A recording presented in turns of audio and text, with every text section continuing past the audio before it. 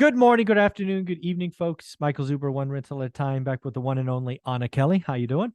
I'm doing great, Michael. How are you? I'm doing okay. The last week or so, there's been a lot of emotion, lots Mhm. of it politicized, which always annoys me, around whether or not we are or aren't in a technical or real recession. You and I are both you're friends with Jay Scott. I consider him at least an acquaintance. I've talked to him a couple of times. He's done a lot of work on this on Facebook, really long posts, which I loved.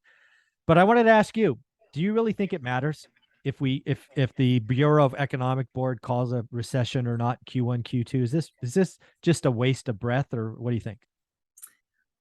First of all, in full disclosure, Jay and I are partners on a couple of large apartment deals. I figured. I Yes. value Jay's input. He's extremely intelligent, utmost integrity, and Hmm. he knows what he's talking about. He's experienced, right? So Agreed.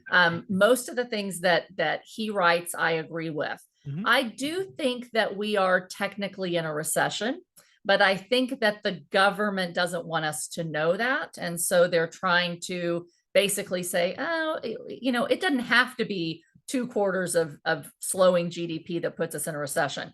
Typically, they've always called that a recession. There's Hmm. 2 or 3 times when they haven't, right? Hmm. And we're heading into midterms. So forgive me for being a little bit cynical, but I tend to Hmm. think, yes, we are in a recession.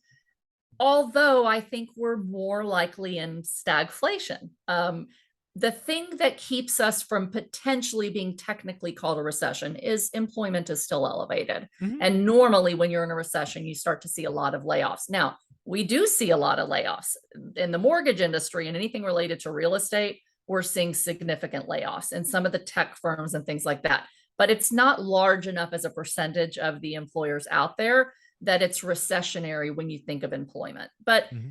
to your point, to your question, does it really matter if we're technically in a recession? No, it No. doesn't. What we can see is we can see all the signs that we talked about in the first video, right? Hmm. Production, consumption, employment, and wages. And we can see that all three, other than employment, are on a downward swing. So there's clearly slowdown in Hmm. all of those four key indicators that point to, are we heading to a recession?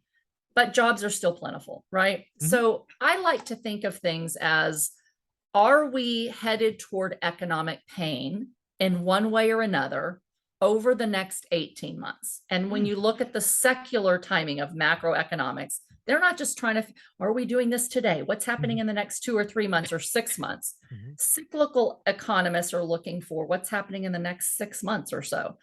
Secular is like what's happening in the next 18. I tend to think, based on history, what happened with inflation in the 70s, and what the Fed's behavior typically is, that we are clearly heading toward a recession, whether we're in it now or whether we're in it in the next 6 to 12 months.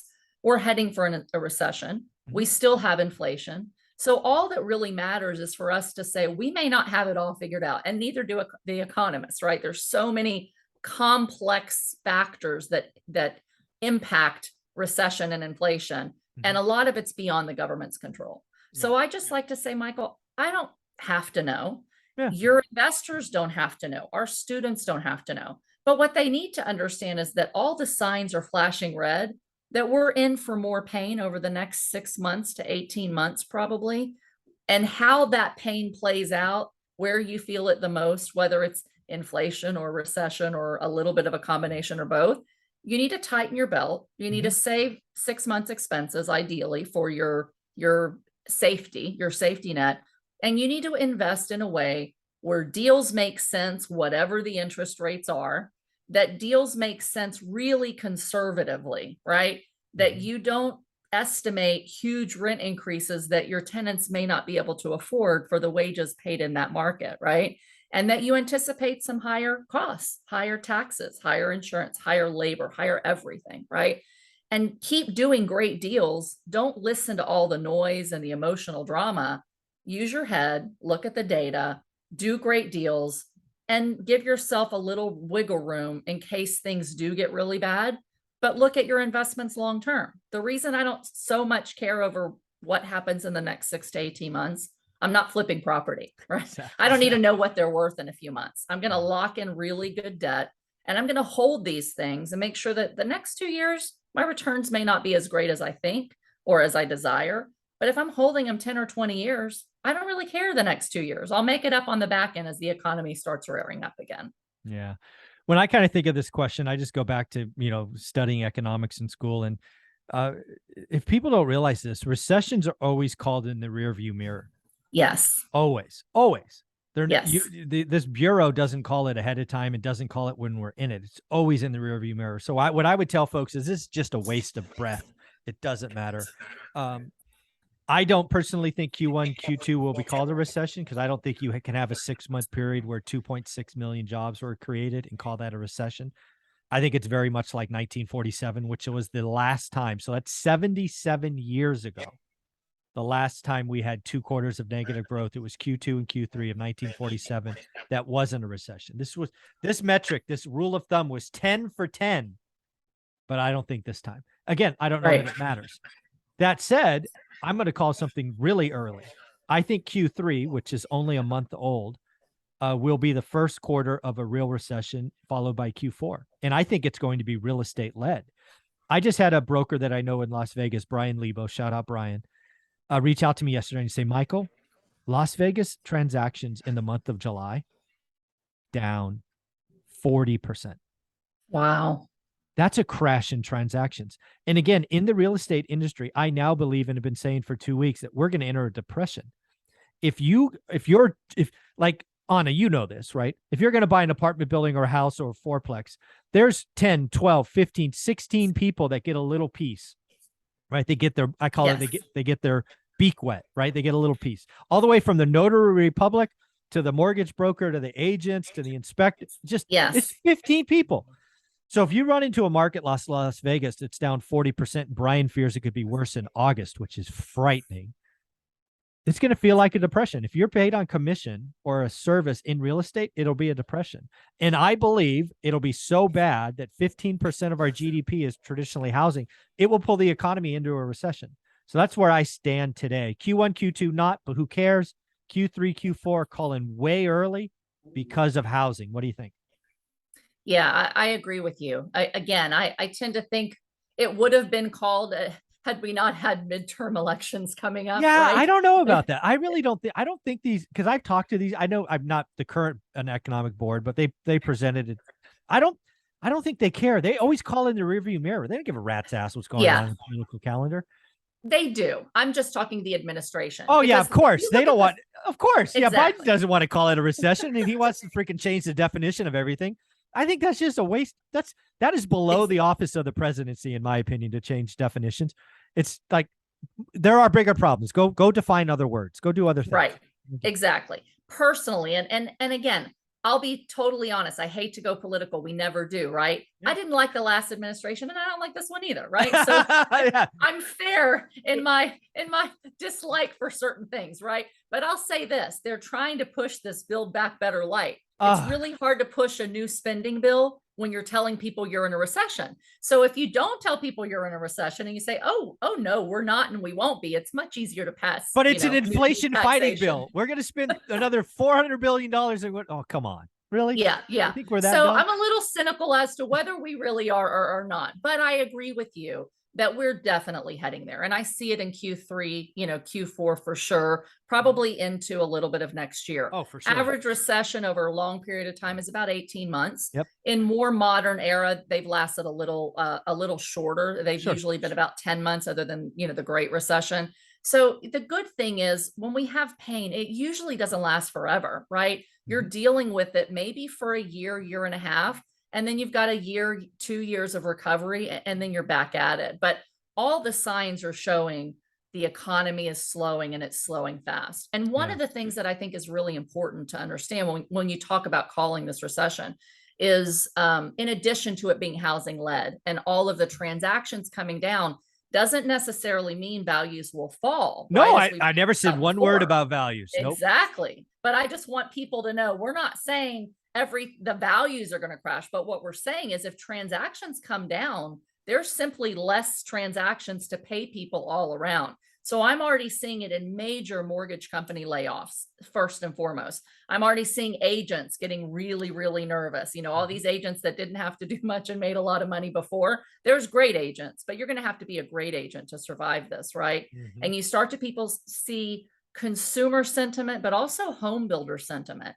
When home builder and consumer sentiment in housing specifically are at all-time lows, it's a sign that transactions are going to slow even further. So not just the data, but really production, consumption, it's all a matter of the human psyche of what's going on at the leaders of those companies, at those builders, and in the consumer that's buying them. And as we start to see more pain and more fear, if sentiment is down, you're going to kill demand. You're going to kill some level of supply in housing and builders, for example. And so I think the emotions of the consumer and the producers and the home builders coming down so much as rates keep rising continue to get worse and cause the transactions to crash even further.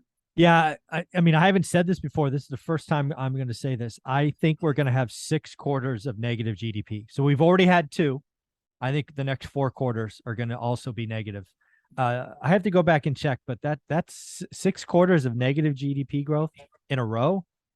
Yeah. It's been a while since that. I'm sure it happened in the Great Recession, but I don't know for sure. But that's what I see. I see 6 quarters of negative GDP growth. We're heading for more pain. Winter is here. We've been talking about the slowdown, right? And I think it'll be housing led. It usually is housing led. I think builders, again, builders are slashing prices, and people are reaching out to me saying, "See, Michael, you're wrong about prices." No, builders are being good businessmen. They had finished product that had a contract that canceled. Now they're going to blow it out so they can get their cash reserves up, and they're going to slow down. You think mortgage layoffs are bad? They're going to start laying off, cement and framers, and they're just going to go slow. Right. So it's 6 quarters of negative growth.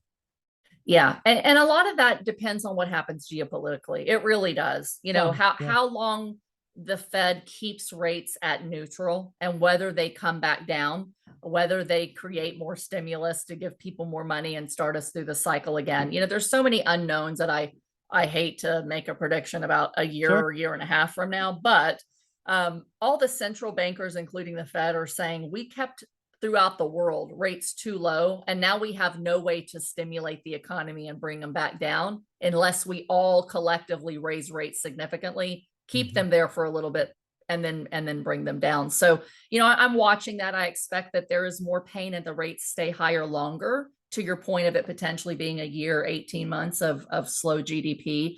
But I do think that it's important for us to just bring it back to our listeners and say, don't be afraid to invest right now, right? Because that's the question we get all the time. I'm sure you get it as much as I. Should I sit on the sidelines? Rates are going too high. It's too bad.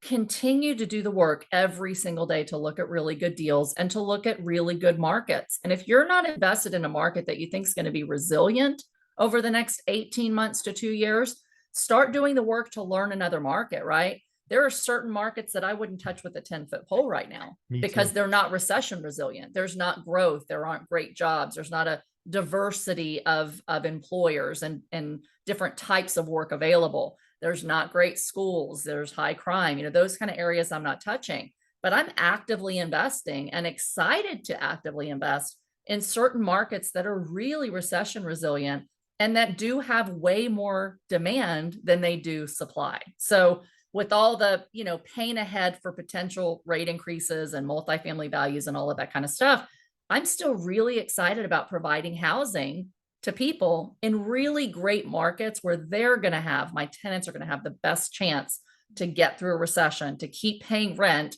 and to keep my values high. Folks, that's going to be topic number 3 for us. We're going to talk about the mindset of a new investor, what to do in this market. Before we do, Anna, where can people find you? Great. You can find me on my playlist here every week. You can find me on social media at Anna Kelly REI Mom, and you can find me at my website at reimom.com. And if you're an accredited investor looking for conservative apartment deals where we make an impact on our community, you can find me there at greaterpurposecapital.com. Thank you very much.